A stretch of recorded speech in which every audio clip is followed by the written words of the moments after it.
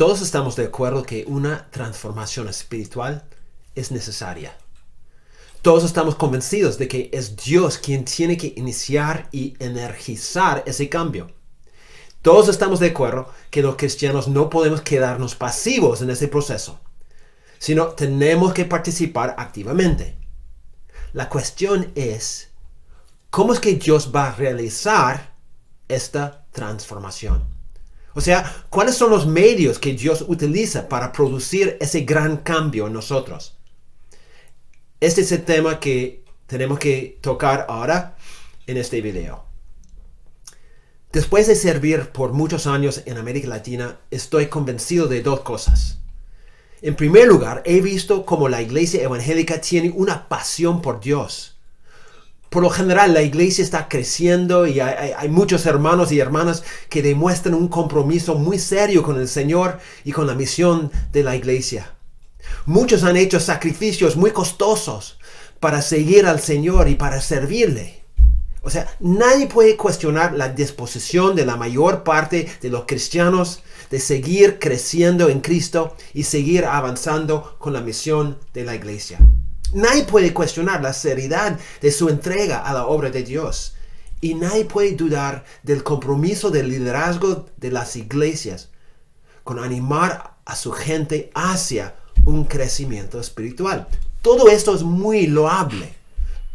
No obstante, hay una cosa prominente que se observa en muchas iglesias, hasta las iglesias evangélicas en América Latina, que no es tan favorable. Su comprensión del proceso de transformación espiritual tiende a ser muy superficial. Yo diría que hay hasta una gran confusión tocante a este tema. Y lo triste es que la mayoría de los creyentes ni se da cuenta de ese problema. Los líderes enseñan su idea de lo que significa ser un cristiano dinámico y esto para ellos es suficiente. Pero cuando se compara lo que la Biblia enseña acerca de este tema y lo que se ve en el día a día entre los creyentes, se nota una brecha enorme.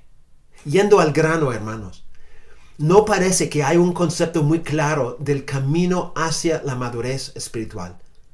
O si le parece claro para algunos, no asemeja a la evidencia bíblica.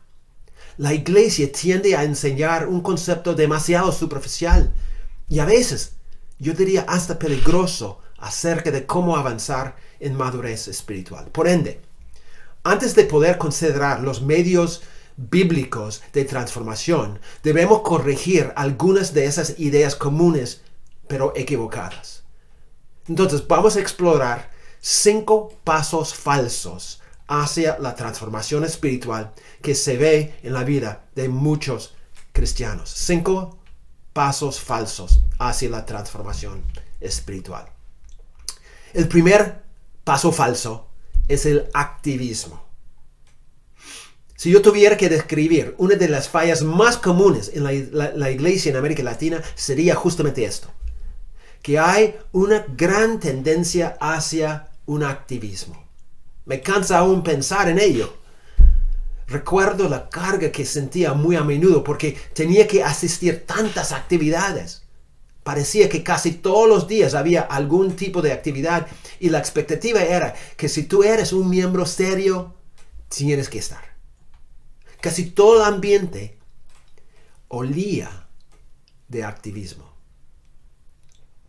¿Qué es el activismo? El activismo es la creencia de que se mide la madurez espiritual de una persona por el nivel de su actividad para Cristo. Si la persona está muy involucrada en los ministerios de la iglesia, si siempre está ocupada sirviendo al Señor, es una muestra de que es un cristiano comprometido, un cristiano maduro. Entonces, el cristiano activista es alguien que vive ocupado, como Marta, cuando Jesús quería que ella se sentara a sus pies a escucharle. Marta no pudo hacerlo porque tenía cosas que hacer. Bueno, viéndolo desde afuera, un cristiano metido en el activismo parece un gran siervo de Dios, sacrificado, entregado. Siempre está apoyando, siempre está liderando, siempre está activo. Se logra muchas cosas así. ¿Qué es lo que motiva a los cristianos activistas? Bueno, ellos creen que toda su actividad es una señal de una madurez espiritual.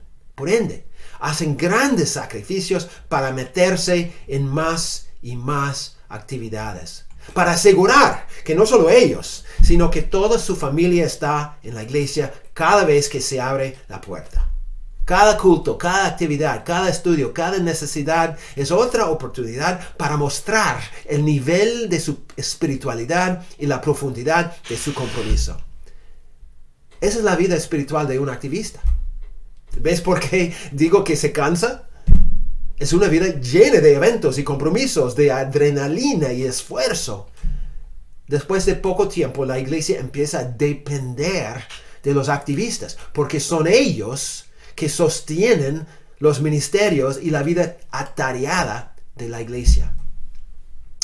No obstante, la verdad es que toda la actividad de esos hermanos no necesariamente dice nada claro acerca de su madurez espiritual. Su actividad puede ser una señal de una fe fuerte y profunda, o puede ser nada más que un sustituto por la madurez espiritual. Es decir, es posible que toda su actividad sea una cortina de humo escondiendo el hecho de que no tiene una intimidad con Cristo. En vez de gozar de una relación profunda con Cristo, ellos por su constante movimiento esconden la pobreza de su comunión. Es puro activismo. Lo que pasa es que los activistas están tan ocupados ministrando en el nombre de Dios que no tienen tiempo para escuchar en silencio la voz de Dios. Hasta la oración llega a ser una actividad que tienen que cumplir más que una conversación que pueden disfrutar. Están tan metidos en los quehaceres que no tienen energía para sentarse a reflexionar sobre las verdades de la fe o para descansar en las promesas de Dios. Pero está bien, según ellos, porque el estar involucrado en mucho significa para ellos la misma cosa que tener intimidad con Cristo. O sea, se define madurez por actividad. Entonces, ellos siempre salen con una buena nota por su elevado nivel de actividad. Pero lo que no ven es que si uno siempre está corriendo de una cosa a otra, no va a tomar tiempo para recobrar sus fuerzas, para llenar su tanque y para esperar en Dios. Por lo tanto, el cristiano activista genera mucho fuego, pero muy pronto ese fuego se apaga o termina quemándose a uno mismo. Lo que tenemos que entender es que es imposible tener una vida cristiana muy profunda sin tener tiempo para reflexionar profundamente, sin tener tiempo para meditar hondamente, sin tener tiempo para escuchar silenciosamente. Una vida cristiana profunda y fuerte requiere tiempo de estudio, tiempo de oración, tiempo de reflexión y tiempo de descanso. Una razón por la cual hay tan pocos cristianos que tienen una vida espiritual superior es porque la iglesia está metida demasiado en el activismo. Y el activismo es un camino falso hacia una transformación espiritual. El segundo paso falso a una transformación espiritual es el legalismo. El legalismo tiene varias manifestaciones. Su cara más común es la idea de que la madurez espiritual se logra por someterse a ciertas reglas, ciertas leyes o ciertos ritos. Cuanto más estricta sea su obediencia a las leyes o más fiel a los ritos, más madura será la persona. Por lo tanto, formamos listas claras de lo que es aceptable y lo que no lo es. Por lo general, la lista consiste en cosas externas, conducta que debemos evitar o que debemos cumplir o actividades que tenemos que siempre asistir. De esta manera, todo es medible, todo es blanco o negro. Muchas veces la lista incluye actividades como, por ejemplo, no fumar, no tomar, no bailar, no apostar y cosas por el estilo. A veces La lista consiste netamente en deberes positivos que tenemos que cumplir si queremos que nos consideren como espirituales. Cosas como, por ejemplo, asistir a cada actividad de la iglesia, diezmar sin fallar, evangelizar siempre, nunca cuestionar las decisiones de liderazgo y otras cosas por el estilo. Si cumplimos estas cosas fielmente, nos etiquetan como maduros en la fe. Si no, nos tildan como inmaduros o peor todavía, como rebeldes. Si te acuerdas bien, el legalismo era la debilidad de los fariseos de la época del Nuevo Testamento. Ellos eran minuciosos en su compromiso de obedecer los detalles más pequeños de la ley. Y cuando otra persona no obedecía esos detalles, era obvio para los fariseos que esa persona no era un verdadero justo, sino era un pecador. Se ve esto ilustrado, por ejemplo, en Marcos 7, 1 al 13, donde los fariseos y los escribas se quejaban a Jesús porque los seguidores de Jesús no seguían las tradiciones de los ancianos. En este caso, específicamente, que no se lavaban las manos antes de comer. Jesús revela la hipocresía de esos hombres citando Isaías 29, 13, que dice: este pueblo de labios me honra, mas su corazón está lejos de mí, pues en vano me honran, enseñando como doctrinas mandamientos de hombres. Luego, Jesús da una ilustración concreta de cómo ellos violaban una ley explícita de Dios, el quinto mandamiento, para obedecer su propia tradición. Este es un legalismo, donde alzan sus propias ideas de lo que es recto y lo que no lo es, al mismo nivel que los mandamientos de Dios. O sea, exigen la misma o más obediencia a sus reglas, a sus ritos, a sus deberes, que se exige de los mandatos de Dios. Ojo, ese legalismo no es solamente algo del mundo antiguo. Existe en la actualidad también. En la iglesia evangélica hay una clase de fariseísmo que vigila cada movimiento de los miembros para asegurar que ninguno esté violando sus reglas y que la gente esté presente en cada reunión. Hay líderes mandando cómo se debe vestir, cómo se debe comportarse, cómo se debe pensar. Y lo más increíble es que muchas de sus exigencias son puras tradiciones de hombres y no voluntad de Dios. De todos modos, el legalismo vive en la iglesia cristiana en muchos contextos en la actualidad. El problema con el legalismo es que se tiende a olvidar la parte interna. O sea, se preocupa tanto por la conducta que se pierde de vista las actitudes y las motivaciones detrás de esa conducta. Por lo tanto, una persona puede cumplir todo lo externo y por ende dar la apariencia de una madurez espiritual, pero hacerlo con un corazón lleno de pecado. Esa persona cree que todo está bien porque ha cumplido sus leyes o porque ha sido fiel en mantener todos los ritos, pero no se da cuenta de que su corazón está lejos de Dios.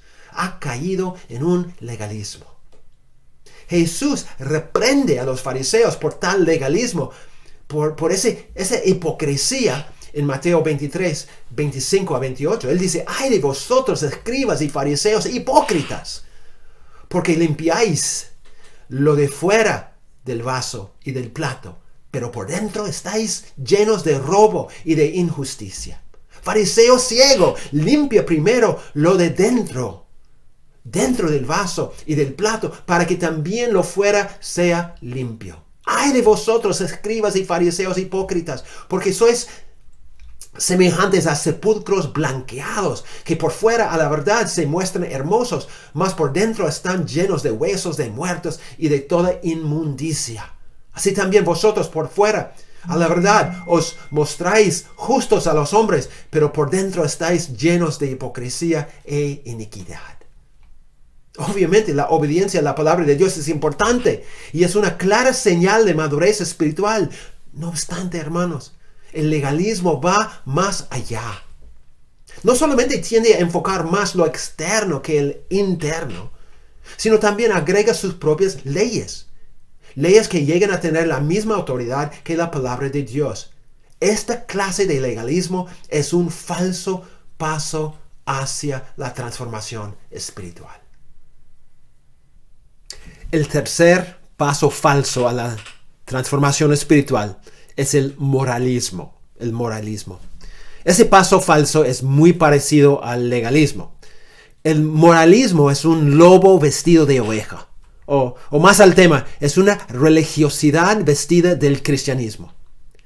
El moralismo es la idea de que se mide la madurez espiritual a través de las mejoras en la conducta. O sea, el moralismo busca una reforma en el comportamiento de la persona. Si me comporto bien, Dios me acepta. Pero si me comporto mal, me rechaza. Entonces, el esfuerzo principal del moralista es buscar ser una buena persona. Buscar hacer todo lo bueno que se pueda, porque de esa manera se gana el favor de Dios y una reputación como una persona muy espiritual. Es como escribe un teólogo: el moralismo produce pecadores que potencialmente se comportan mejor. O sea, observando la conducta de las personas, todo se ve bonito.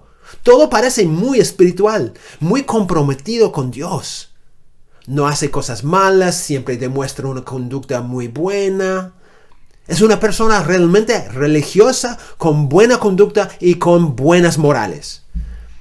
Pero como otro autor comenta, el moralismo es el intento de lidiar con el fracaso espiritual, la culpa y la vergüenza por medio de esfuerzos espirituales, tratando de perfeccionarse a sí mismo con el poder del yo. O sea, es la idea de simplemente reformar mi conducta para experimentar una transformación. Si dejo ciertos hábitos malos, si adopto ciertos hábitos buenos, entonces voy a ser más agradable ante Dios y un mejor cristiano. Es lo que dice el moralismo. Ahora, el problema con el moralismo es que no se necesita de Dios. Yo mismo cambio mi conducta. Yo mismo dejo los vicios y malos hábitos. Convierte el evangelio en un mensaje de reforma personal y el cristianismo en buscar ser buenas personas nada más. Un pastor comenta sobre el moralismo. Dice, quizás la falsa enseñanza que más comúnmente se disfraza del evangelio es el moralismo.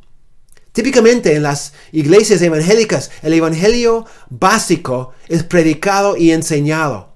Los pecadores que confían solo en Jesús tienen sus pecados perdonados y se les promete el cielo. Sin embargo, a partir de ahí, muchas de estas mismas iglesias enseñan a sus feligreses que una vez son salvos, les corresponde a ellos caminar bien y mejorarse. La vida cristiana es de esfuerzo y Dios bendice a quienes se ayudan a sí mismos, trabajan duro, no se meten en problemas, dicen la verdad y viven una vida buena. Inconscientemente, tal vez, las personas comienzan a creer que este es el evangelio, una transacción casi económica en la que le damos a Dios nuestra obediencia y Él nos da bendición.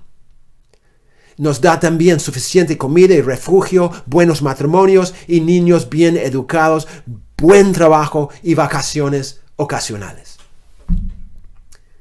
Una diferencia entonces entre el legalismo y el moralismo es que mientras el legalismo se enfoca en un sistema de ley o ritos conocidos por un grupo, el moralismo se centra en mejoras en la conducta como sea. El legalismo insiste en un estándar en común, el moralismo en los frutos de una buena vida. Ahora, una cara histórica de ese error era el ascetismo, que era común en ciertos periodos de la historia de la iglesia, donde los fieles se autodisciplinaban con medidas severas, ¿no? Pensando que se podía matar los deseos pecaminosos e impedir que la carne se domine y cosas por el estilo. Obviamente, no hay nada malo con la autodisciplina. De hecho, es una característica muy importante. No obstante, Es un gran error pensar que yo puedo terminar con los deseos pecaminosos o subyugar la carne simplemente con mi propio poder y mis propios esfuerzos. No es tan sencillo. Y una transformación espiritual es mucho más que un cambio de conducta. Se ve ejemplos de esta forma de pensar hoy en día en muchas iglesias. Aunque por supuesto no al extremo que se veía entre los monjes del desierto del siglo IV. Por ejemplo, a veces pensamos que si hacemos un gran sacrificio, esto en sí va a resultar en una transformación. Yo me acuerdo experimentando esta manera de pensar cuando asistí a un retiro de varones en una iglesia en América Central hace muchos años. Los varones vinieron para encontrar a Dios y para conocerse entre ellos. El plan era tener una vigilia toda la noche. Bueno, fue extraño para mí porque veía a la gente tan cansada intentando mantenerse despierto para poder orar. Pero muchos caían en el sueño. Los líderes nos animaban a seguir buscando a Dios, pero parecía que la mayoría deseaba buscar su almohada nada más. A mi parecer, logramos muy poco después de la medianoche, aunque seguíamos intentando hasta la madrugada. El día siguiente, yo supuse que íbamos a seguir ese ritmo, pero todo el opuesto. El día siguiente empleamos jugando fútbol y comiendo nada más. Era un día de diversión. Ahí los hombres completamente despiertos, jugando con fuerza. Pero yo me preguntaba, ¿por qué no dormimos en la noche cuando todos estaban cansados y oramos en el día cuando todos tenían fuerza? Me parece que la respuesta es una clase de ascetismo contemporáneo, un claro ejemplo de un moralismo. Parece que los organizadores pensaban que era más espiritual orar cuando estábamos sacrificando el tiempo de dormir que orar cuando todos estaban con fuerza. O sea, pensaban que sacrificando el descanso de alguna manera ganaba el favor de Dios más que orar de día. He visto la misma actitud en una variedad de iglesias alrededor de Latinoamérica. Huele de un moralismo feo, donde mis sacrificios, mis esfuerzos espirituales, de alguna manera impresionan a Dios y resultan en ganar más su favor.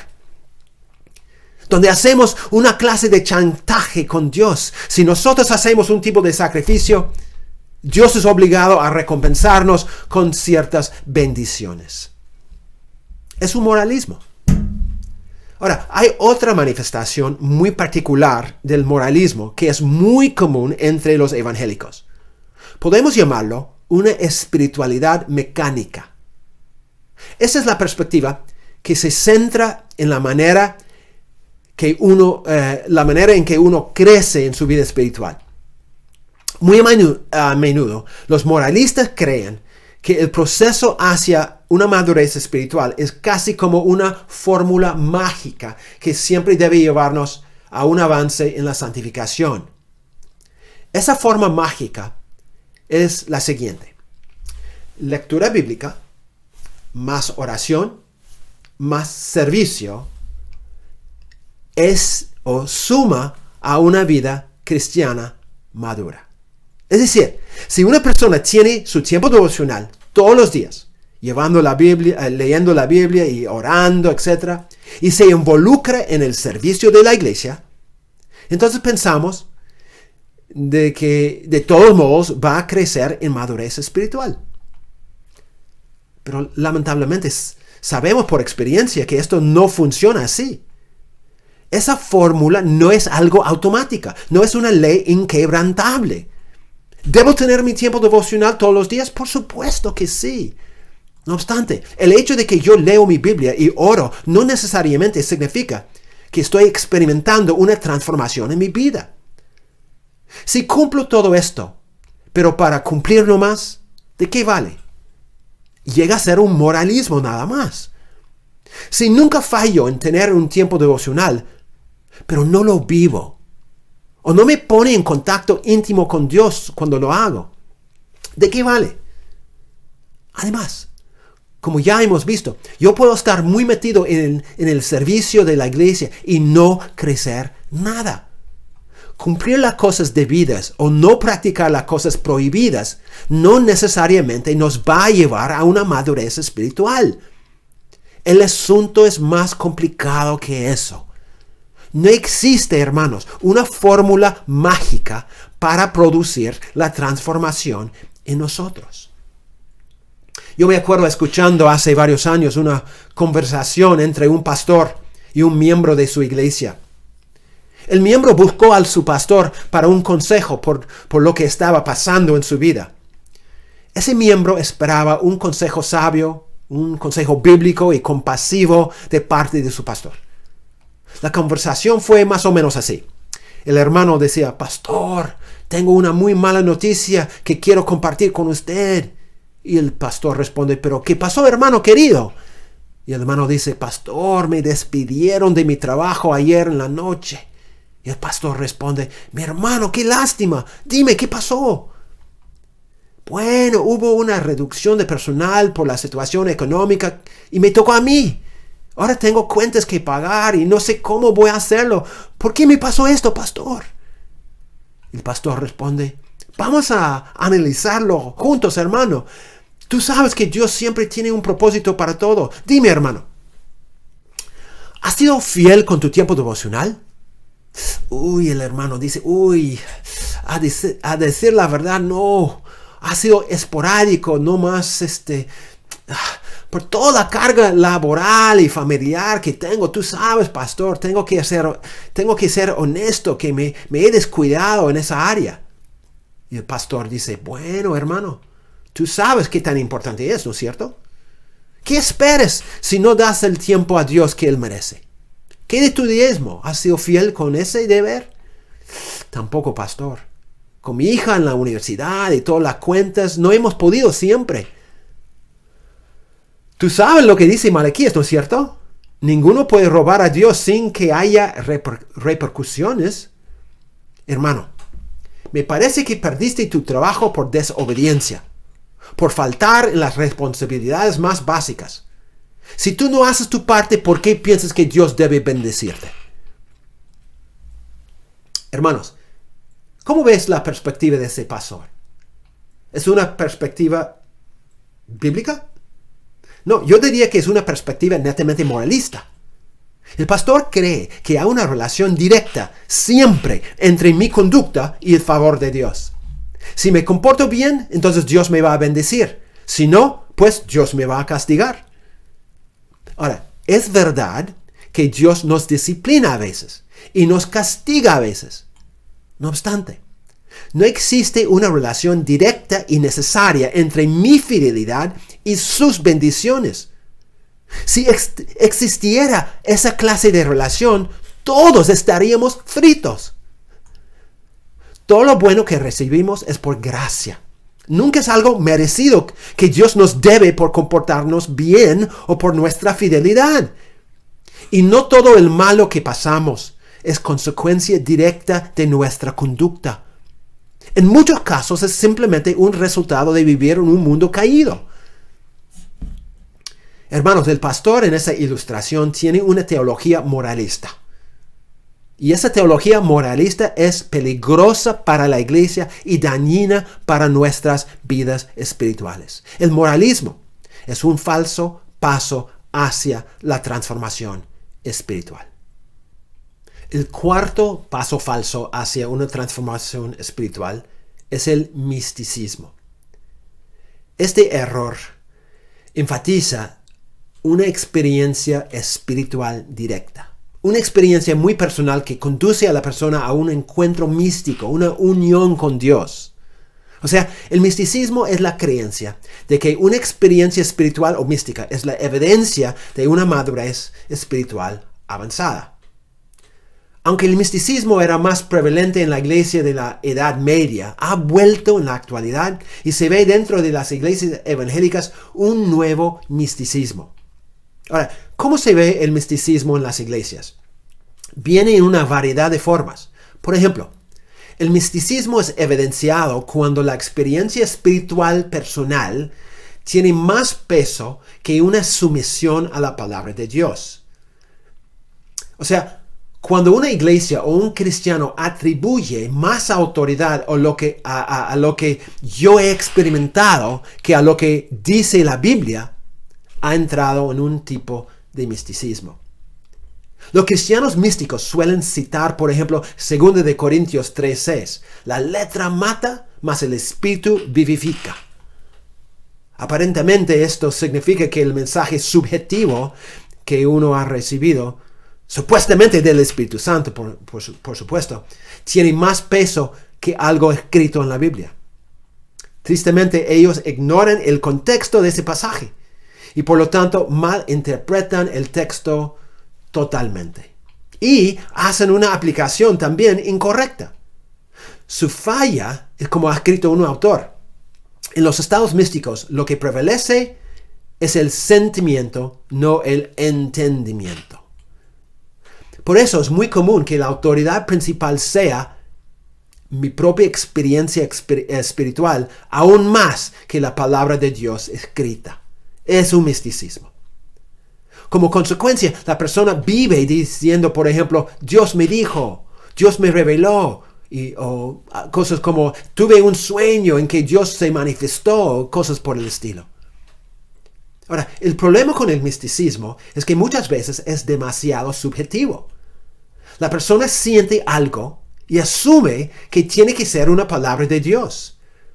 Escucha algo y tiene que ser algo directo que Dios le ha comunicado. Pero, ¿cómo se evalúa eso? ¿Cómo se sabe si es Dios o si es un deseo personal?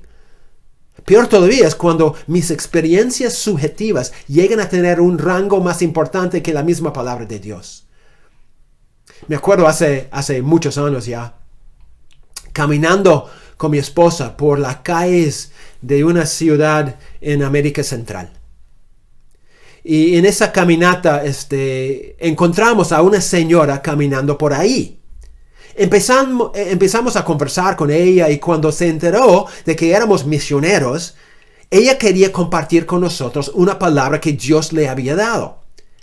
Ella nos dijo que se iba a casar con un varón cristiano. Bueno, le felicitamos por la buena noticia y empezamos a hacerle preguntas sobre esa noticia. Sorprendentemente, ella nos dijo que el hombre todavía no sabía que se iba a casar con ella. Obviamente eso nos pareció extraño, entonces indagamos más. Y ella nos dijo que había otro asunto importante respecto a ese hombre. Era que, bueno, ya era casado con otra mujer. Cuando cuestionábamos su firme convicción de que se iba a casar con él, ella nos dijo que tenía que pasar porque Dios le había dicho. O sea, fue una profecía clara de Dios, entonces se iba a dar de todos modos, según ella. Nosotros, totalmente sorprendidos por esa noticia, le dijimos que no podía haber sido Dios. Porque Dios no iba a violar su propia palabra. Pero la mujer insistía porque ella escuchaba la voz de Dios. Su experiencia mística tenía más peso que la palabra de Dios y ella vivía convencida de algo que seguramente Dios, bueno, según ella le había dicho, pero sabemos que no fue Dios. Hermanos, bajo un misticismo, el camino hacia la santidad se encuentra a través de una experiencia sobrenatural, una experiencia inmediata y una experiencia mística con Dios, más que a través de su santa palabra. Cuantas más experiencias tengo, más maduro espiritualmente soy, según el misticismo. Por ende, no se cuenta la presencia del fruto del Espíritu, sino las manifestaciones místicas o sobrenaturales que uno ha tenido. Pero, por ejemplo, alguien puede hablar en lenguas o profetizar o tener visiones, pero si no hay una verdadera santidad o una sumisión plena a la palabra de Dios, ¿de qué vale? No estoy diciendo que tener experiencias muy íntimas y muy personales con Cristo es algo malo, no estoy diciendo eso. Más bien estoy diciendo que la presencia de experiencias de esta índole no necesariamente señalan una vida espiritual madura.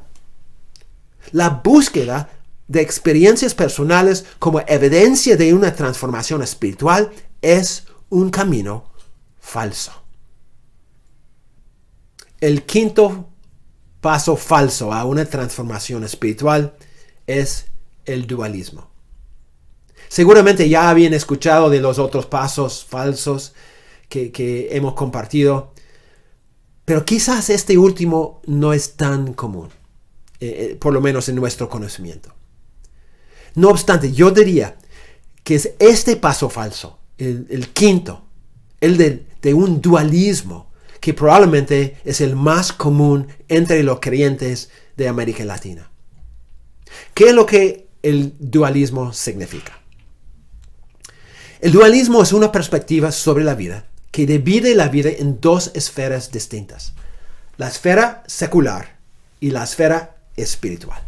O sea, el dualismo dice que hay dos realidades principales y que esas dos realidades existen separadas la una de la otra. Tan común y tan peligroso es este problema que un autor afirma así. Él dice: el dualismo es el problema de cosmovisión fundamental que ha plagado la historia de la Iglesia y continúa acosándonos. Ahora, hay una variedad de dualismos en diferentes ramas de filosofía, de teología, de ética, etcétera, etcétera. No obstante, vamos a enfocarnos en solamente dos tipos básicos de un dualismo espiritual que afecta cómo nosotros vemos la vida. Entonces, dos tipos de dualismo. La primera clase, digamos, de dualismo, yo he titulado el cristianismo secular. El cristianismo secular. Un domingo estaba predicando en una iglesia evangélica en Sudamérica. Una prédica bastante directa y retadora, donde compartía las demandas de la vida cristiana y cómo Dios quiere que le amemos a Él más que la vida, más que la familia, más que cualquier otra cosa. También compartía el gran costo de seguir a Cristo, de tomar nuestra cruz y estar dispuesto a morir cada día por Él. O sea, no era una prédica para reírse o para sonreír, sino para reflexionar seriamente. Era una prédica muy seria. No obstante, yo me acuerdo, en medio de esa prédica, noté en la cara de una persona sentada en el medio del auditorio una sonrisa extraña. Yo me imaginé lo que esa persona estaba pensando. Algo así: qué linda esta prédica, qué poderosa, qué motivadora y sobre todo, qué imposible vivirla. O sea, yo noté un agrado con la prédica en la cara de esa persona, pero también, más allá, ciertas dudas. Las dudas no eran dudas de la veracidad de lo que decía, porque todos sabían que lo que decía era bíblica. Era verdad. Más bien, sus dudas eran dudas acerca de la realidad o la posibilidad de vivir lo que yo decía. O sea, parecía algo irreal, parecía imposible, parecían cosas de otro mundo. Por eso se notaba en la cara de esa hermana un sentir de que las demandas de Cristo suenan bonitas, pero que no son muy prácticas. O sea, era como si ella creyera con todo su corazón lo que yo decía, pero a la vez reía porque pensaba: ¿qué ser humano va a intentar vivir así en la vida real? No es nada práctico, no es racional, no es posible. ¡Qué gracioso! Así piensan muchas personas. Hermanos, yo entendí claramente que en ese momento estaba viendo un tipo de dualismo en la misma iglesia. El dualismo que se puede llamar un cristianismo secular. El cristianismo secular es dualista porque cree que hay dos realidades distintas. Podríamos decir que son dos mundos distintos. Según el cristianismo secular, existe el mundo secular y el mundo espiritual. Uno es el mundo real, mientras el otro es el mundo ideal, pero no es real. Es decir, el mundo secular es donde vivimos, donde trabajamos, donde hacemos todo lo que hacemos en el día a día. Es un mundo muy práctico. La ley de este mundo es hacer lo que tienes que hacer para sobrevivir. En cambio, el mundo espiritual para los dualistas seculares es un mundo ideal. Un mundo que no siempre encaja con el mundo real. Este mundo ideal, el mundo espiritual, se encuentra en los cultos dominicales, en los estudios bíblicos o en los momentos de comunión con Dios y con su palabra, pero no en la vida diaria, no en el trabajo, no en los esfuerzos para salir adelante en el mundo secular. O sea, son dos mundos distintos y es el mundo secular que es el mundo real para ellos, mientras el mundo espiritual es ideal, pero no es muy práctico. Entonces, en la mente de los que sustentan este tipo de dualismo, está bien hablar de morir por Cristo o hablar de cómo Cristo debe ser para nosotros más importante que la vida. Está bien cantar que Él es nuestro Rey y hablar de cómo Él controla nuestros futuros y cómo la obediencia a su voluntad es más importante que ascender en nuestros trabajos o cosas por el estilo. Es muy lindo y alentador hablar de esas cosas durante una prédica o en un estudio. Sin embargo, aunque esas cosas deben funcionar en el mundo espiritual, según los dualistas no funcionan en el mundo real. Son cosas para la vida de fe, no para la vida real. En la vida real hay que ser más práctico, más realista y por eso hacer lo necesario para poder sobrevivir. Este es el dualismo secular. Ahora, ¿cuáles son algunas consecuencias de este modo de ver la vida? Bueno, la primera y quizás más obvia es que nuestra fe llega a ser una fe netamente privada. Se vive la fe en casa a solas o en la iglesia entre los hermanos, pero en la calle mi fe es algo muy personal y totalmente privada, algo interno, no expresado públicamente.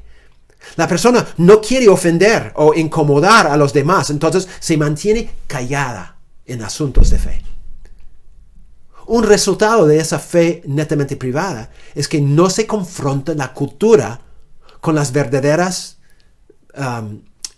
enseñanzas del cristianismo. O sea, las verdades del cristianismo ya no se usa para confrontar la cultura, sino se rinde ante la cultura.